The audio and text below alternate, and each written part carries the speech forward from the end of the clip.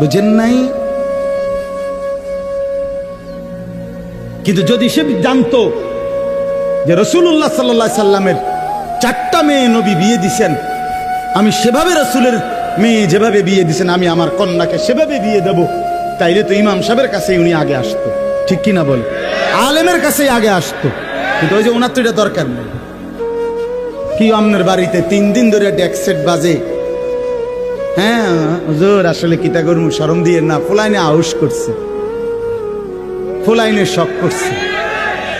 হায় রে আল্লাহ, হায় মুসলমান, এইভাবে রাসূলুল্লাহ সাল্লাল্লাহু আলাইহি সাল্লামের হুকুমকে, সুন্নাতকে গলা টিপে হত্যা করলেন। নবীজি নিজে বলছে না, আপনারা কতবার শুনছেন, নবীজি বলছে বিয়ে আমি রাসূলের সুন্নাত, বলছি কিনা বলেন? আবার বলেন বলছি কিনা? তাহলে যার সুন্নাত তার মতো হইতে হবে না?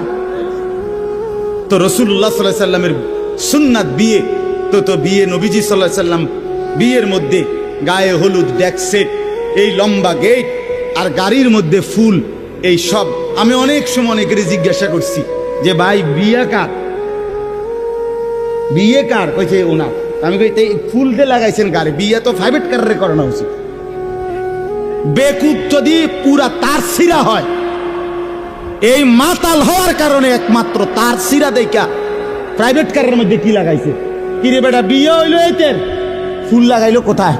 প্রাইভেট কারে। পাগল কারে কয়? এই পাগলের বাতরাম দেখে। বলেন আপনারা চাচা, আপনারা বলেন, এটা বিবেক নিয়ে কথা। কি বিয়ে করে এতে ফুল লাগায় প্রাইভেট কারের? বলদ নিয়ম নে, এর থেকে বড় বলদ আর কি? আস্তাগফিরুল্লাহ, কি পরিমাণ বোকা আমরা। 10,000 টাকা কোথায় লাগাইলেন? 10,000 টাকা এই ফুলগুলো লাগাইতে গিয়ে 5,000 টাকা, 7,000 টাকা, 10,000 টাকা কোথায় দিলেন? 10,000 টাকা পেলে একজন এতিম সন্তান 1 বছর পড়ালেখা করতে পারত। 10,000 টাকা পেলে একজন বিধবা নারী হয়তো তার 2 মাসের চাল ডাল কিনতে পারত। আর আপনি বিয়ের গাড়িটা সাজায় নিয়ে গেলেন, মেয়ের বাড়িতে দাঁড়াইতে দেরি, পাওড়া দিতে দেরি, গাড়িটা থামতে দেরি, ছেলেগুলোরে নামাইলে, জামাইরে নামাই নিতে নিতে পরবর্তী সর্বোচ্চ 5টা মিনিটের ভিতরে আইসা দেখবেন একটা ফুলও গাড়িতে নাই।